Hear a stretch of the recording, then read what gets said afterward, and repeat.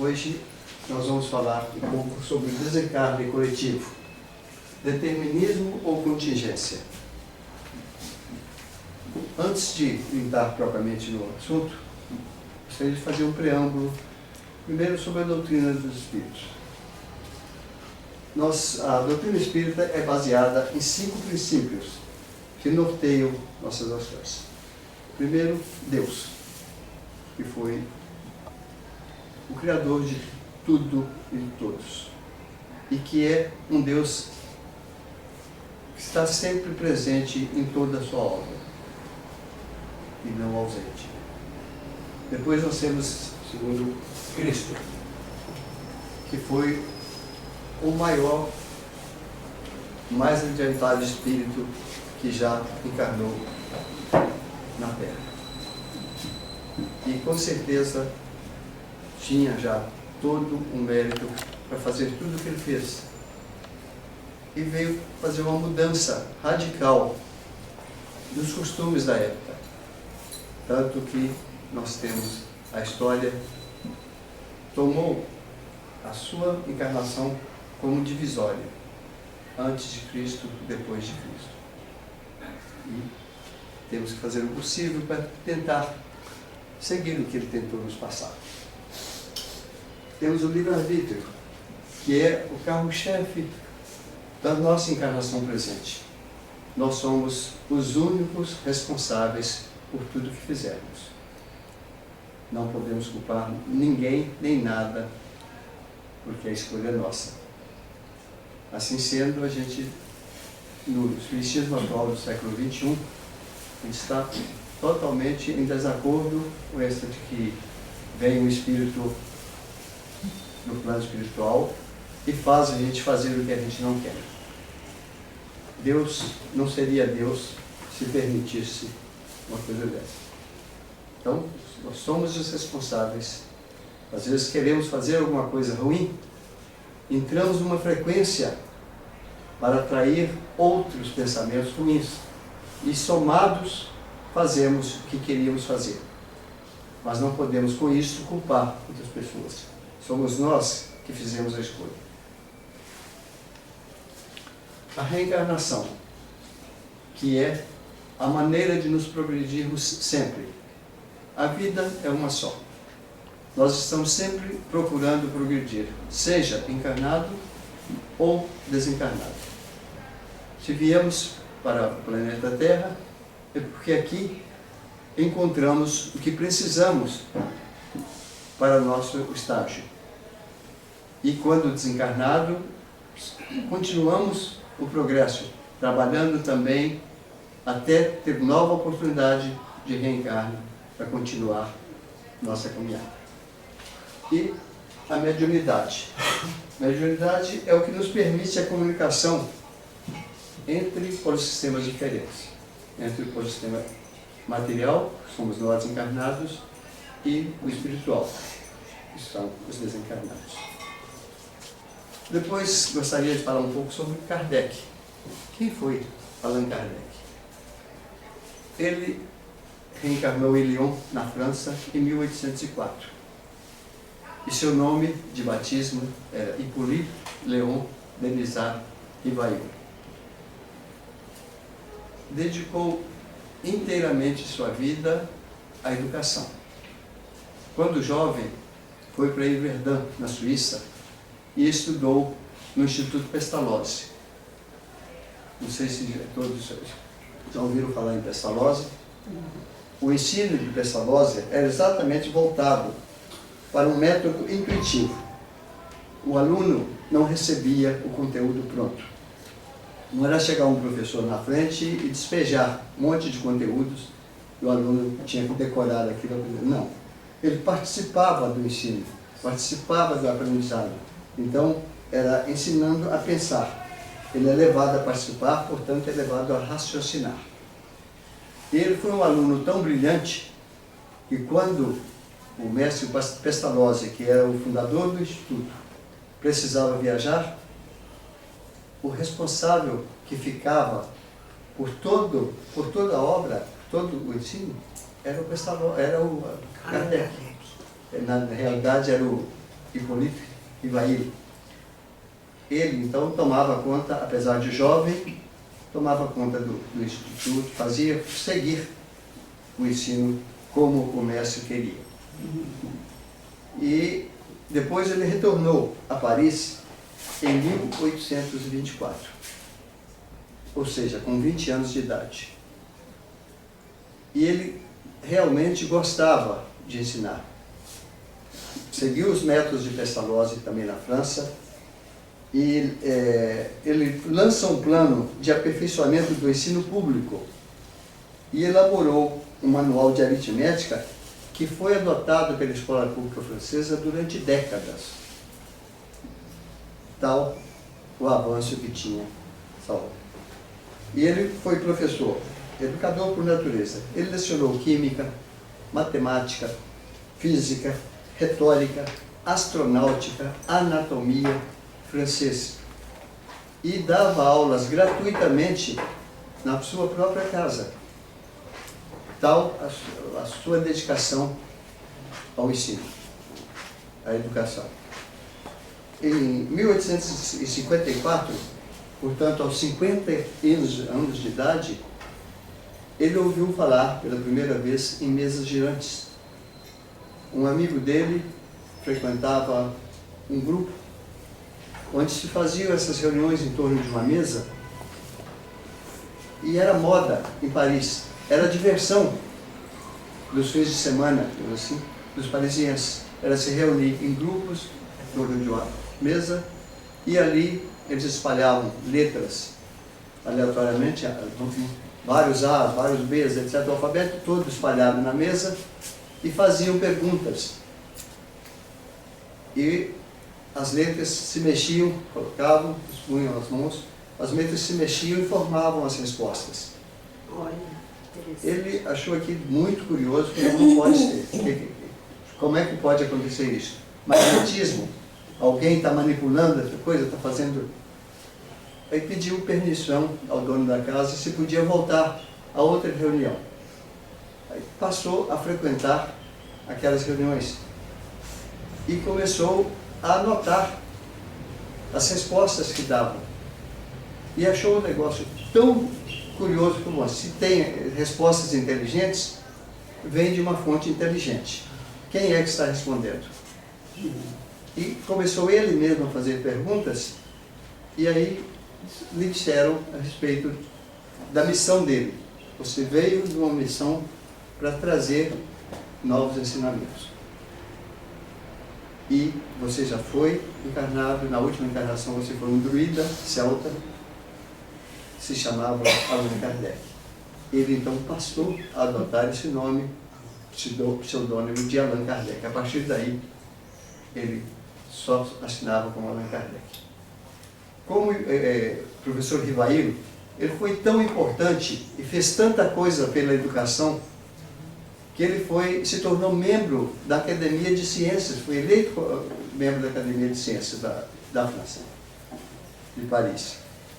Mas, uma vez que ele passou a dedicar sua vida a codificar o Espiritismo, a participar dessas reuniões todas, os cientistas não concordaram e simplesmente cassaram o direito dele de ser membro daquele grupo. Seria a Academia de Letras, cassou o direito de ser um acadêmico, digamos assim. Mas, nem por isso, ele desistiu das coisas e continuou firme.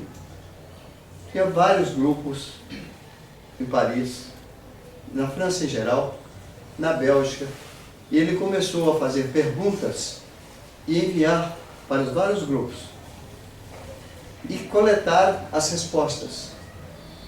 Com essa coletânea de respostas, ele comparava e via o que estava batendo uma com a outra, de espíritos de locais tão diferentes, e a resposta coincidia.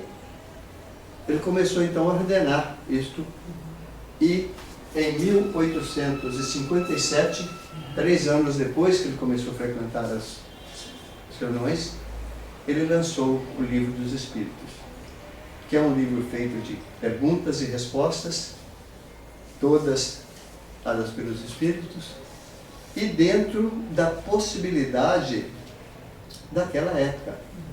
A gente não pode esquecer que ele foi em 1850, ou seja, meados do século XIX. A Europa inteira vivia totalmente dentro de um pensamento católico. Então a igreja dominava 70% da Europa, 70% pertencia à própria igreja. A igreja que determinava quem é que ia ser rei, quem é que ia ser príncipe, quem ia ser... Tudo era mandado. E ele foi contra, começou com essas ideias espíritas, muita coisa batia contra o que era ensinado. E foi, obviamente, totalmente muita gente contra. Ele perdeu o direito a ser parte acadêmico, como já disse. E dentro da obra a gente vai encontrar muita coisa que era típico daquela época. Por exemplo, era muito comum naquele período ter os duelos. Isso vai estar lá no Livro dos Espíritos. As pessoas fazendo duelo para... me ofendeu, vamos lá, e um deles ia morrer na espada. Depois, com o progresso depois, passou a morrer com tiros. Tudo isso fazia parte da cultura daquela época. Então, isso tudo... Mas ele foi muito sábio ao deixar nas suas obras para a gente fazer uma contextualização do Espiritismo, de acordo com o progresso da ciência e da filosofia. Em 1961, ele lançou o segundo livro, o Livro dos Médiuns, voltado para aqueles que faziam as reuniões e faziam comunicação direta com os espíritos, dando as noções de como deveria ser feito. Em 1864, foi o Evangelho segundo o Espiritismo. Vê que entre cada obra, aqui foi 4 anos, aqui foi 3, e depois, em 1 ano, ele lançou mais uma. O Céu e o Inferno, exatamente um título que hoje, com certeza, não seria nunca dado, já que o Espiritismo não acredita nem céu e nem inferno. Mas era o possível naquela época e foi o título recebido. Em 1868, ele lançou a última obra em vida, a Gênese. Em 69, ele desencarnou em Paris, mas ele deixou muita coisa escrita. E os continuadores que seguiram depois conseguiram fazer em 1890 um livro que foi denominado Obras Póstumas, ou seja, feito depois do desencarne do Kardec, que é um livro muito interessante, porque ele fala exatamente, uma boa parte do livro, ele descreve como é que ele chegou ao Espiritismo e quais os métodos que ele usou para conseguir fazer suas obras, para conseguir colocar o Espiritismo em evidência. E encontrou tanta gente inimiga das novas ideias, que na Espanha chegaram a fazer um auto de fé queimando as obras espíritas em praça pública, como se fosse na época da Inquisição. E na época ele falou: o que eu faço? Antes de ter o incêndio, pegaram as obras, perguntou aos espíritos: tenho que entrar com uma ação para não... Ele falou: não, deixa acontecer, porque vai divulgar o Espiritismo. E realmente, com aquele incêndio das obras espíritas, todo mundo queria saber o que é que estava sendo queimado em fogueira. Todo mundo queria ler o que tinha sido escrito. Então a divulgação do Espiritismo naquela época foi muito grande, graças a esse auto de fé. Agora, voltando um pouco para nossa... Depois vamos falar sobre determinismo. O que é o determinismo? É aquilo que está determinado, ou seja, o destino. E dentro do Espiritismo não existe essa ideia, para nós não existe essa ideia de destino. Nada está escrito e não pode ser mudado. O determinismo é um conceito filosófico que diz serem todos os acontecimentos regidos pela determinação. Ou seja, você não consegue mudar nada porque tudo já está escrito. O termo determinismo surgiu do verbo determinar, que vem do latim determinare, que literalmente significa não terminar. O determinismo é uma corrente de pensamento que defende a ideia de que as decisões e escolhas humanas não acontecem de acordo com o livre-arbítrio, mas sim por relações de casualidade, ou seja, totalmente em desacordo com a doutrina espírita, que tem no livre-arbítrio exatamente um dos seus pilares. Nós temos que considerar que onde estivermos, nós estaremos sujeitos às possibilidades do espaço em que estamos. Se estamos encarnados no planeta Terra, estaremos sujeitos às possibilidades do planeta Terra, às suas contingências. No Livro dos Espíritos tem uma pergunta, é o número 737, onde ele diz: com que fim Deus castiga a humanidade em flagelos destruidores? Ou seja, esses desencarnos coletivos. Já na época não existia boates para ter aglomeração, mas existiam os vulcões, por exemplo, como aconteceu em Pompeia, Herculano em Pompeia, na Itália. O Vesúvio destruiu completamente.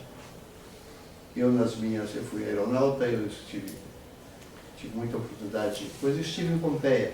E lá a gente vê pessoas petrificadas, totalmente coisas, em posições de trabalho.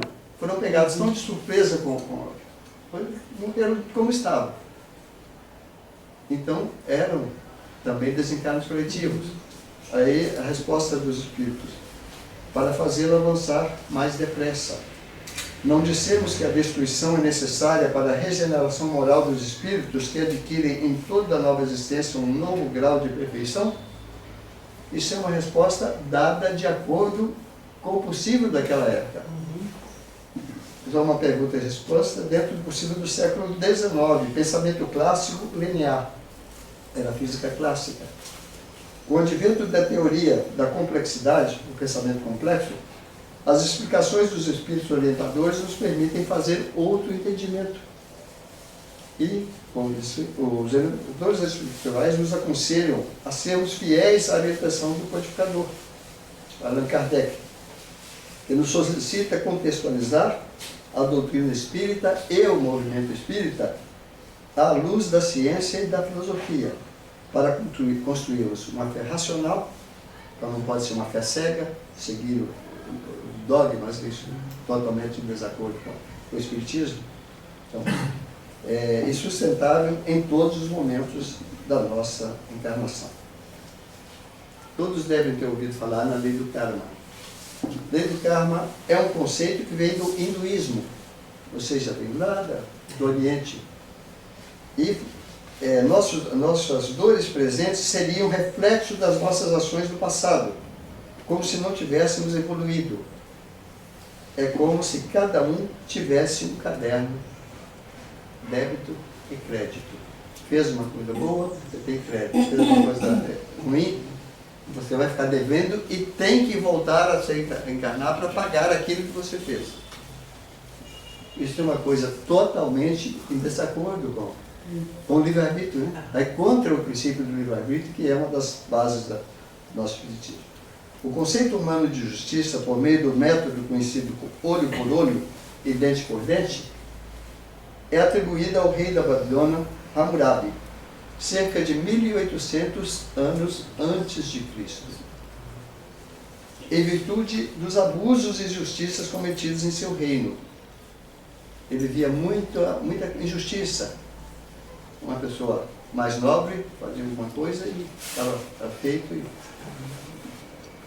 Aí ele colocou essa lei de que as penas não deveriam ser maiores que os crimes. Eram possíveis da época, com toda certeza, e ficou.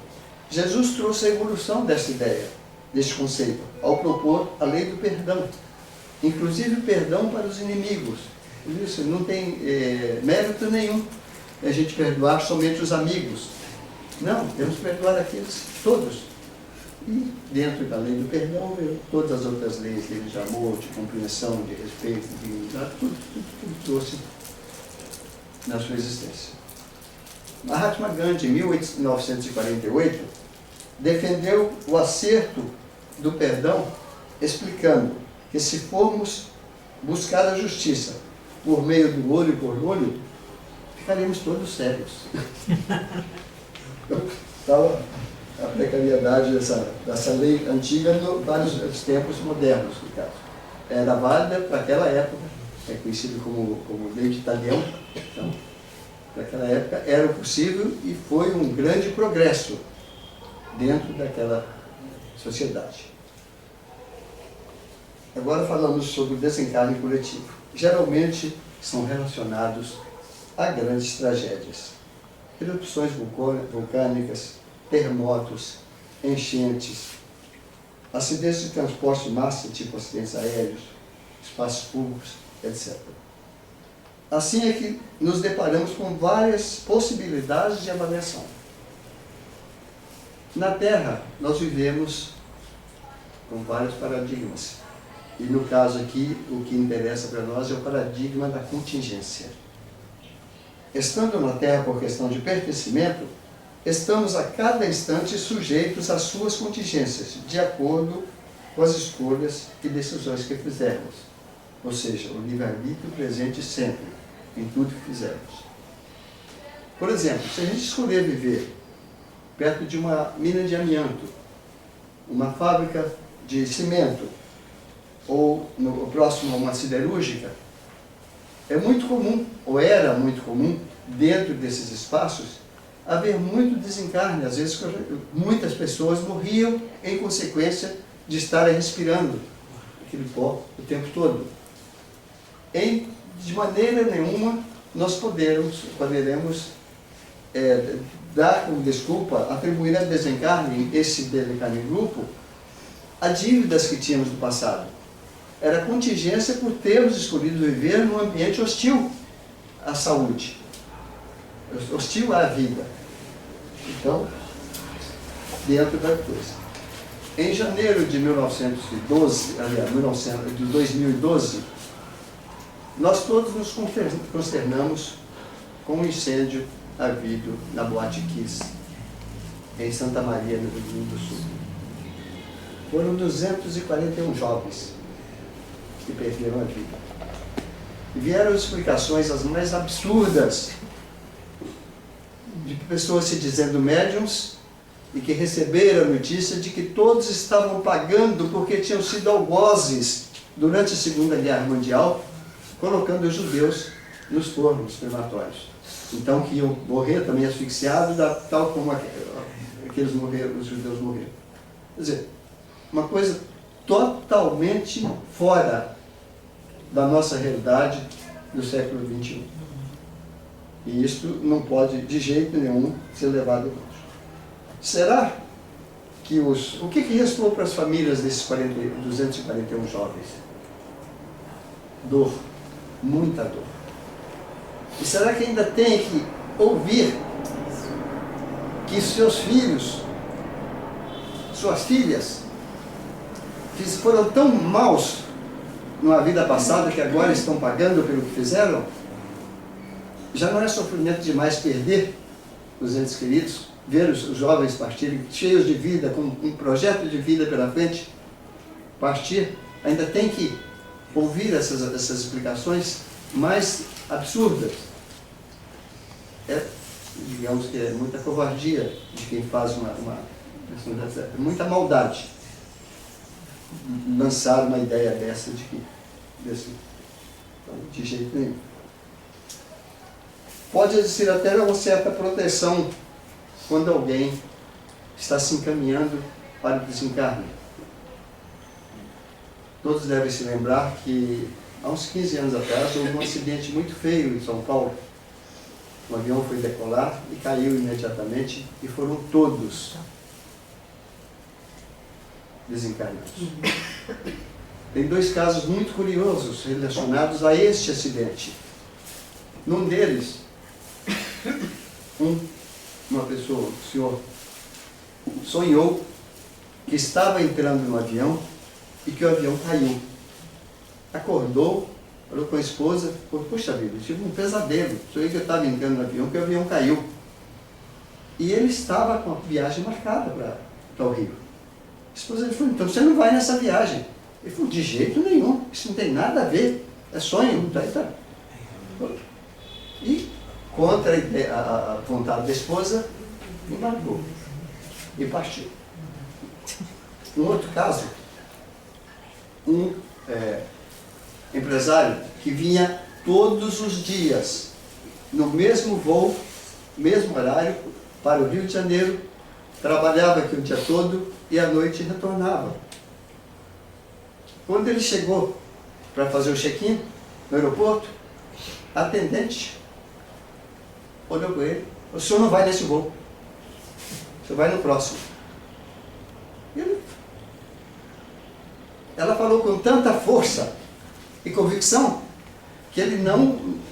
Tá bem. Não embarcou. E daí a 20 minutos, meia hora, não tinha mais ninguém dos que tinham embarcado. Então, como se fosse uma pessoa que tinha necessidade de ficar encarnado.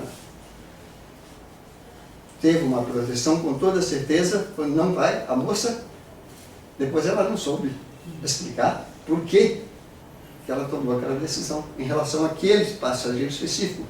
Afinal, todo dia ele tomava o mesmo voo e já era rotina. Chegava, ela já estava com o bilhete de embarque dele prontinho, entregava para ele. Todo dia fazia isso. E naquele dia, ela resolveu que ele não ia. E não deixou ele ir. Por isso ele continuou vivo. Ao fazermos presença em locais públicos, com grandes aglomerações, ou seja, espaços de shows, boates, nós estamos usando o exercício do nosso livre-arbítrio. E estamos, obviamente, sujeitos, assumindo todos os riscos do que vier a acontecer. É sempre o livre-arbítrio presente na nossa vida. Ao continuarmos residindo em regiões costeiras, onde, de acordo, em função do desequilíbrio provocados pela humanidade, e os especialistas avisando que o mapa atual vai ser mudado, que pode haver maremoto, pode haver tsunami, então que as pessoas evitem esses ambientes, nós assumimos o risco. Não, vamos continuar aqui.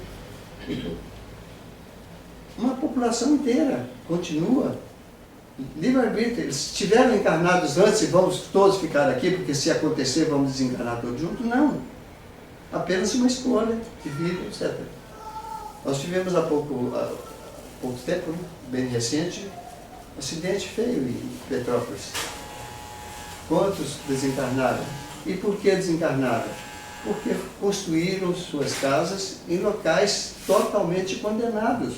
E ainda hoje nós temos muito disso, muita construção em lugar que é quase impossível viver.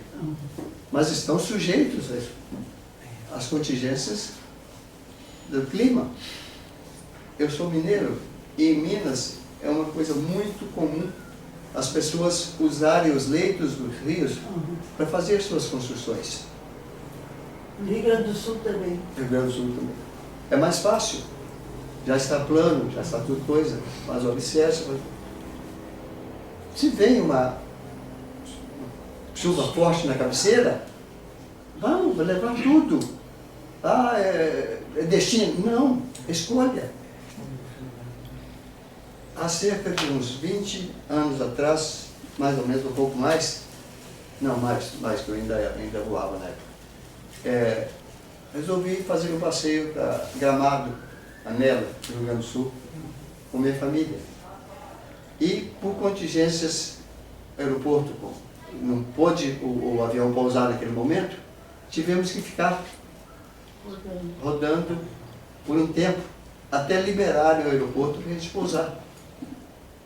Meu filho tinha por volta de 14 anos, 12, 13. Ele olhando pela janela, falou, mãe, o dia que tiver uma chuva, não vai sobrar nada. porque não tem nenhuma mata. Nem na beira dos rios tem mais as matas que são obrigatórias. Isso há pouco mais de 20 anos. Agora tivemos essa tragédia toda. Sobrevoando o Rio Grande do Sul, a gente vê que tudo é plantação. Não existe respeito à natureza, não existe os limites que são por lei. Não estão. Então, quando chove muito, não tem onde a água tem que ir para algum lugar. Não tem como parar. E assim construímos as nossas tragédias. Não são destinos, não são por destino, nada, nem pagando o resgate de vida passada. Simplesmente o livre-arbítrio escolhemos viver dessa maneira. O que infelizmente ainda está muito divulgado entre os espíritas e muitos não espíritas é que numa situação de desencarne coletivo, as pessoas estavam programadas por relações anteriores, ou seja, dívidas anteriores, a desencarnarem juntas. Isso contradiz o que o próprio Espiritismo, os filósofos e os cientistas afirmam. Somos parte de um todo, compondo uma totalidade, nos interagindo, nos somando, mas sempre mantendo nossa singularidade, fruto da nossa identidade, tomando decisões no presente. Nós não vemos os bons acontecimentos como premiação por bons comportamentos, nem os acontecimentos ruins como castigo por termos tido maus comportamentos no passado.